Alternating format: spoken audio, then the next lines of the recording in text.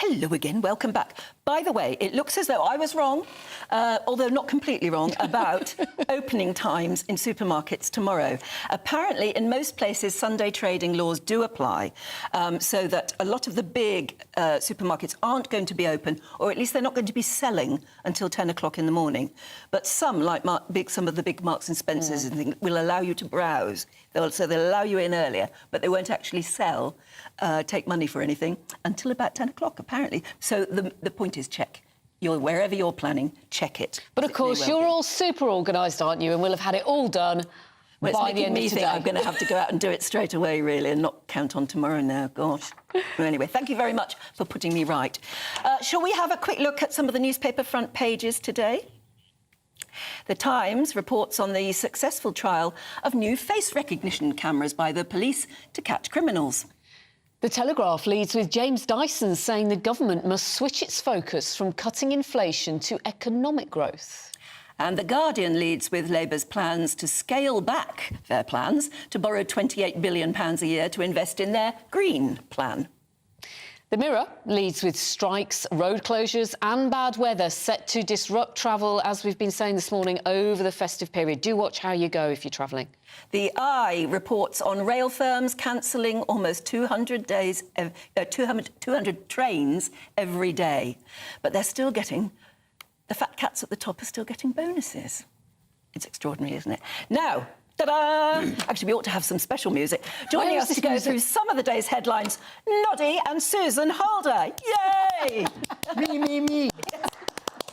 I'm applauding myself. Have we got that song? Have we got the right music? Last Christmas, I gave you my heart. The very next day, you gave it I love that song. But that's not quite right. Noddy. How old are the people in the gallery? Better looking than I remember.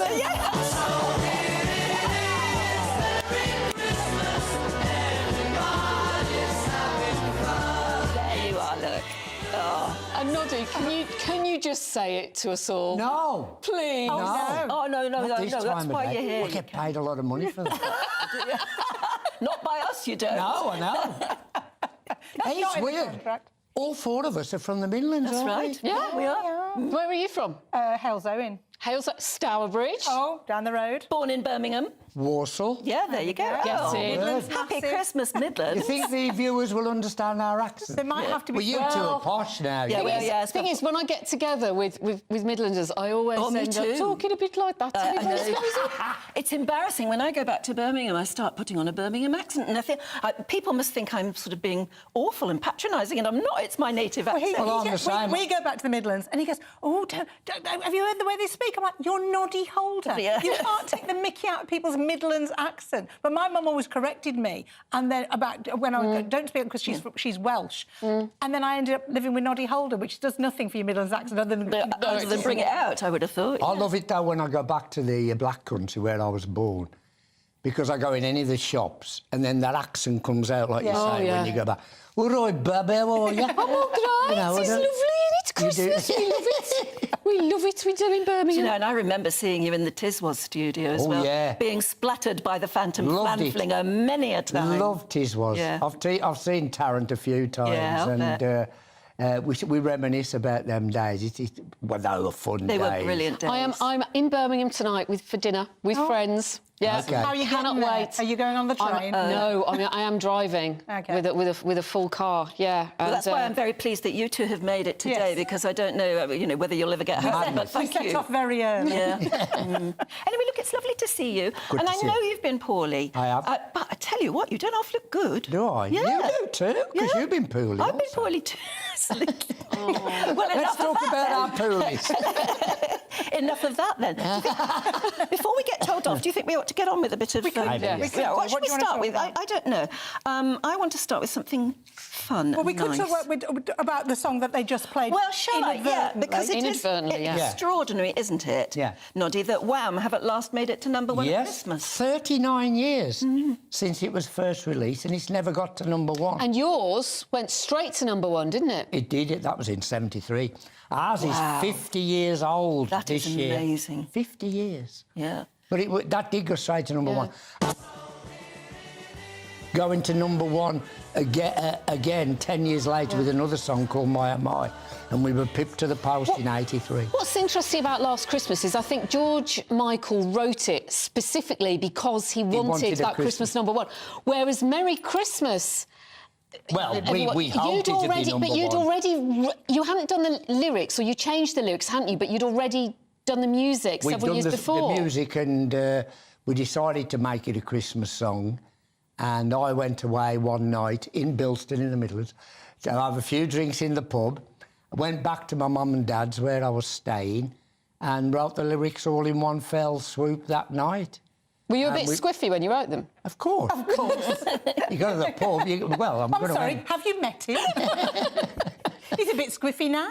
No, I'm not. What did your contemporaries think? I mean, did they think, oh, Slade have sold themselves out for a Christmas? They did. A lot of people did think that. But that year also, Roy Wood and Wizard had their record out, which could be Christmas.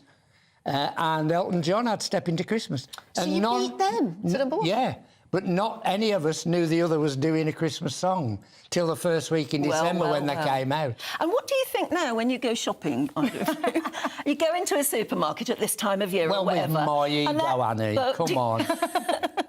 I mean, do you sort of hide underneath the gap or something? I do have to a bit, yeah. But my ego, I love listening to it everywhere. And every day of the year, practically, I'm out and about, and somebody will shout it's Christmas at me. Somebody will. Yeah. More so this time of year, obviously. And they all think it's the first time anybody's ever shouted it at me. And they do think it's particularly funny to do it in July as well, which is kind of quite weird. Susan doesn't like it, though, because on Christmas morning, it's a tradition. Yeah, no, well, let's not talk I about scream that. it into her ear. No, let's hear. It's a tradition. To do what? I scream it into her That's how ear. he It's wakes me Christmas. up. That's how he wakes me up. He thinks it's hilarious. But what I want to is, why do we think that Wham is the one that's kind of got back to #1? And it does get very high every year. Yeah. I think, I mean, it's a great song, obviously. But it's got poignancy. It has got poignancy, but then so has Fairy Tale of New York, which was always, and then particularly poignant this year. Yeah. I wonder if it's the video. Do you think the video The is what video's a people classic. I think it's coming up to, isn't it, the 7th anniversary of George Michael's passing? Which was, of course, Is it on that Christmas. long? Boxing And it was Day, I on think. Yeah. Christmas Day, Day, doesn't Christmas it? Day, yeah. So I think there's a certain poignancy to it. Listen, we'll ask Shirley Kemp because she's coming up later. We'll ask her about that. She's in the video. And about She was its Pepsi longevity. and Shirley, wasn't she? Pepsi and Shirley. And they're not, you don't hear them on the single, but they're in that video. They're in the video. This has made Wham, Last Christmas, the 3rd biggest selling record in Britain. Wow, that's Ever. something. Yeah. Do They Know It's Christmas, Band Aid, #1. And that's what kept them off the top spot in 1984. And the royalties still go to the Ethiopian Fund of Wham's record as well. The #2 one is Candle in the Wind, Elton John, for when he did it for Princess Diana's funeral. And now Wham is #3 in sales and whatever. Well, that There's just shows 13 million streams this week Wham has had. Yeah, that's what's made That's the how it difference, works isn't it? these days. Why hasn't your song made it to #1 this Well, year? we don't have as many streams. Our marketplace think? are not what you call streamers. Everyone's got it. We're not yes, that's right. It's also around you. You don't need to buy it. It's just that's true. there in the... Well, maybe that's just... We my do life. get in the It's charts just with there. it every year. do. It goes in the charts every year. And do you still love it? Or do you sometimes no, I hear it love and just go, oh, God. Oh, I again? love it. And my bank manager adores Well, it. of course, that was the next thing I was going to ask. One of those harsh questions. Do you go ka-ching every Christmas? Does it help? We earn royalties from it, all 4 of us, every year. And it has been, I've always called it a nice pension plan. Oh, wonderful. I wish I could market it and bottle what the magic was of that record. Who knows what the magic was? You. Huh? You. Aw. It's the way you scream it at thank us. you. I've always loved Annie. I mean, I've known her a long time. He doesn't need his ego stroking anymore. She's always been a sweet talker. No, but it is. It's the way you absolutely yell it at us. And your hat. Your mirrored Yeah, hat. my mirrored hat was Yeah. That's part of it. It's become its own icon of the glamour. I'd love to of see my what hat. your wardrobe looks like at home. Oh. Is it full of Wardrobes. a wardrobe? Oh my goodness! More shoes, more scarves, more clothes. Yeah, no, the clothing. Yeah, I don't even have space in the wardrobe. She's seen me move out. I have to. I've got a warehouse now for my clothes. He does. Good. He's not even joking. You're not even joking, are you? I'm not. No, he's Wow. That's quite something. Susan, let's move on to the Times, Okay. page 7, about King Charles and what he said about his fingers. Oh, yeah. So it's quite a lovely moment that's coming up in this one of the documentaries that's going to be on as a BBC film that's on over Christmas. And apparently they were doing the rehearsal before the coronation, and William was trying to fasten all the clasps and everything on the robes, and he was obviously kind of nervous and said, "Oh, I don't think it's going to go in on the day that's going to happen." And Charles reassures him, I think is what he's saying, "No, you haven't got sausage fingers like mine," which is obviously his way of putting William at ease. But I think all these moments and what we're going to see in the documentaries, I remember watching the coronation and just thinking... Sorry, Susan, those goodness. are Charles's fingers. Oh, I looked up then and wondered what I was looking He looks at. like he's got a chapped knuckle as well. Yes, it does. Do you know, He does I mean... have sausage fingers, doesn't he? I didn't realise he had quite If I were to drop a royal name, I was with him recently Of course. and shook his hand. Yes. And they are sausagey. Oh, his fingers. really? Really? Did you find- I noticed Did you it. get your They are MBE from sausagey. Charles? Yeah. You got your MBE from Charles. I got mine from Charles also. He at the end, he pins the thing on you, doesn't he? And then he held out his hand to shake my hand. And I grasped, I don't know why, I grasped his hand with both of mine. Are you allowed and then to I do looked. that? Well, I did. She's Anne Diamond. She do what she I wants. know. We had a laugh. And I grabbed his hand, and I thought, that's the first thing I noticed. He has little fat fingers. He really does. Did you notice that, Noddy? Was that your observation? I wasn't allowed to shake his hand. Maybe. You shook his hand as he... that's how they must get have rid of shaken you. his They hand. shake your hand and do a little push. I was a bit flabbergasted with how handsome he looked in Yes, the flesh. yeah. He was dressed in his naval uniform. This was in 2000 I got mine. And You see, maybe he didn't have fat fingers then. No, mate, maybe we got a bit of water. I was all tarted up. I'd got a frock coat on and everything. And he went, "You're the best dressed man here today." Oh. And I said, "Thank you, sir," because he looked fabulous. Yeah. I said, I've made a special effort for you, sir. And he went, "No, thank you." He said, "Are you still touring?" I said, No, I'm a bit too old for that now." And he said, "I know what you mean. I get fed up with it sometimes."